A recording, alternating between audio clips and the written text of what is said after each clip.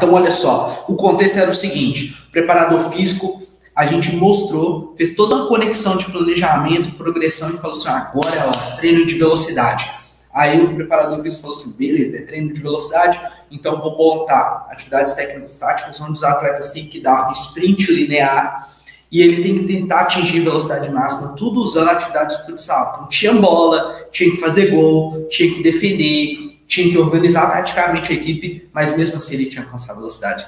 E aí eu mostro na tela para vocês um dado sensacional.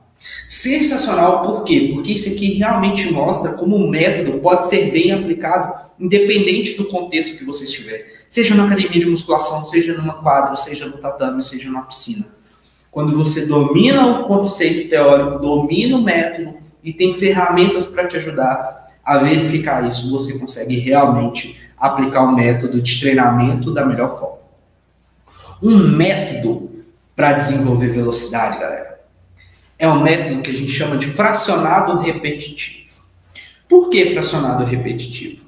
Porque eu faço frações de séries, frações de estímulos, né? Na mesma ideia de um intervalado. Eu faço repetições dessas séries.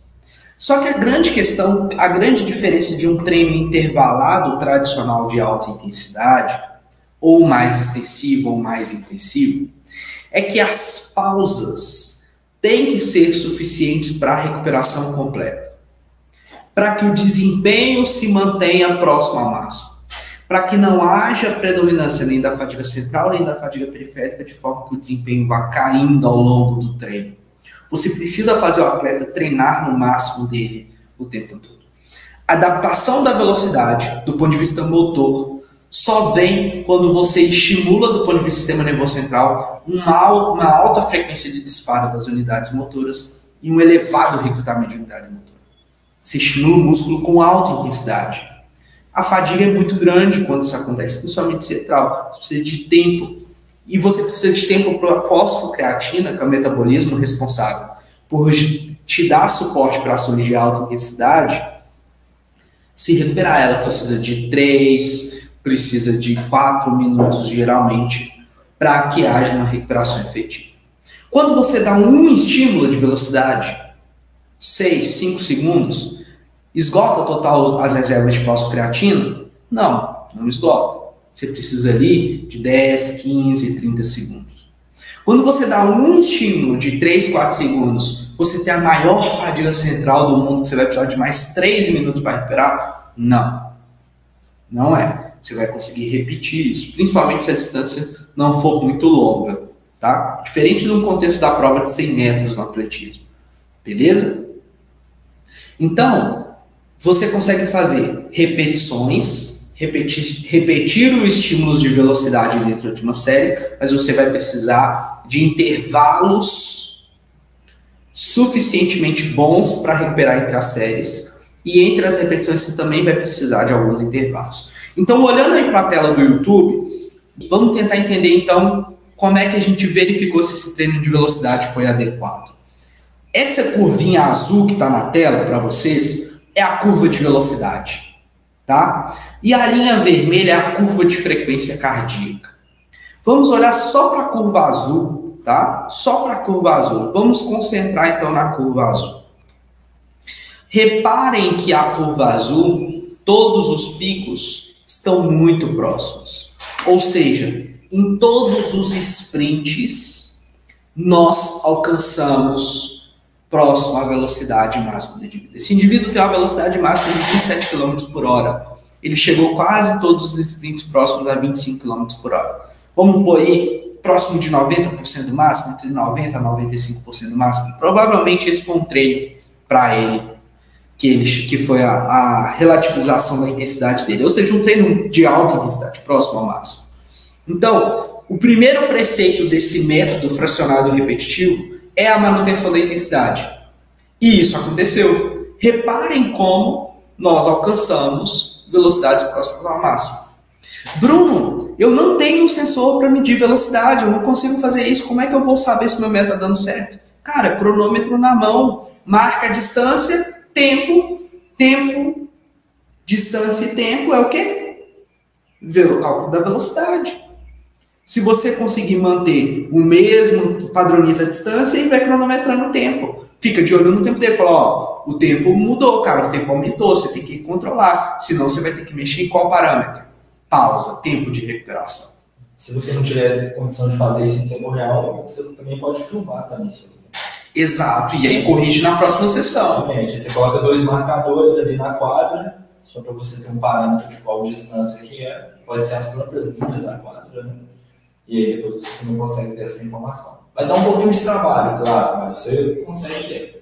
Exato, exato. Então, olha só. Inclusive na mentoria, né, Marcelo, tem uma aula sua falando sobre análise de desempenho usando programas gratuitos, como o Kinovea, e aí você consegue fazer exatamente essas análises que o Marcelo propôs. O Marcelo ensina detalhe por detalhe desse programa para você também conseguir usar programas gratuitos, sem muito recurso tecnológico, mas conseguir fazer um bom trabalho. Então a mentoria tem esse foco aí de te ajudar a entender essas tecnologias. Entender essas tecnologias, mas fazer um bom trabalho sem muito recurso financeiro. Também tem uma aula na avaliação, no pilar da avaliação também, que você aborda também, né, esse tipo de mensuração no treino de força.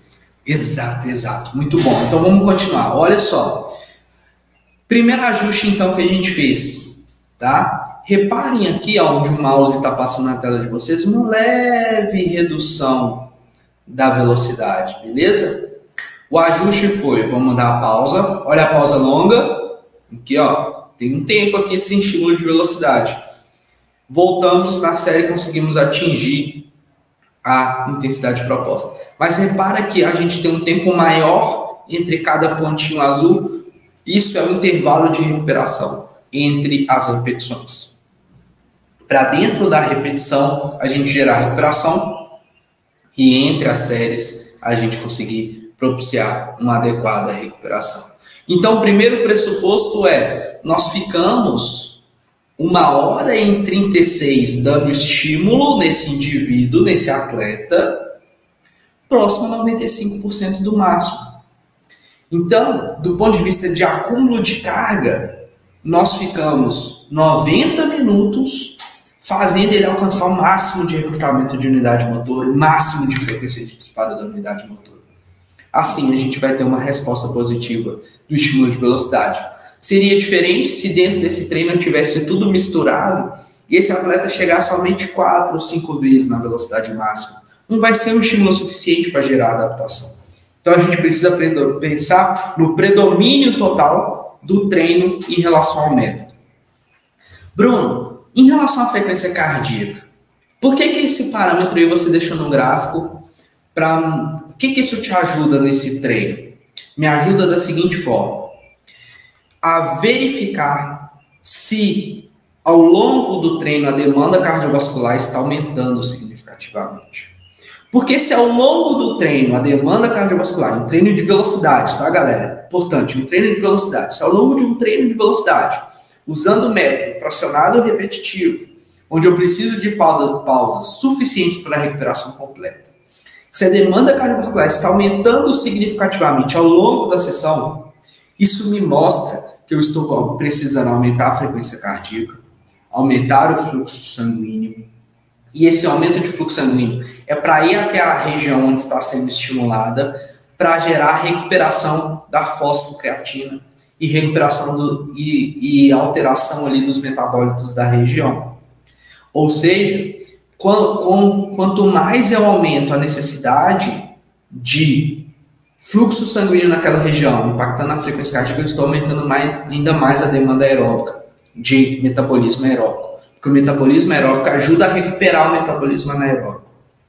Por exemplo, fosfocreatina. Gera ATP para gerar o fosfato para a creatina, e aí ter creatina suficiente para gerar demanda de velocidade.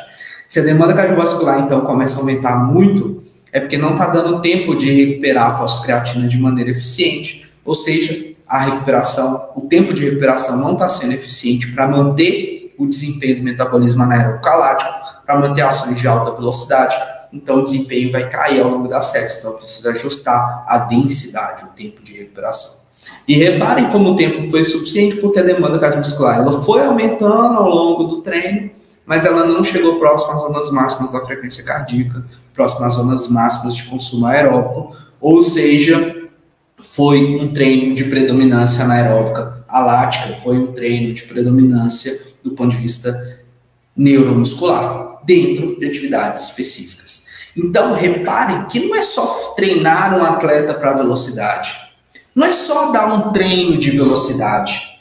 Reparem que a gente quis fazer toda uma construção de saber se realmente aquele treino de velocidade poderia ser feito. Vamos voltar aqui, vamos recapitular aqui para você entender. Olha a construção da live de hoje, galera. Olha que legal que é isso.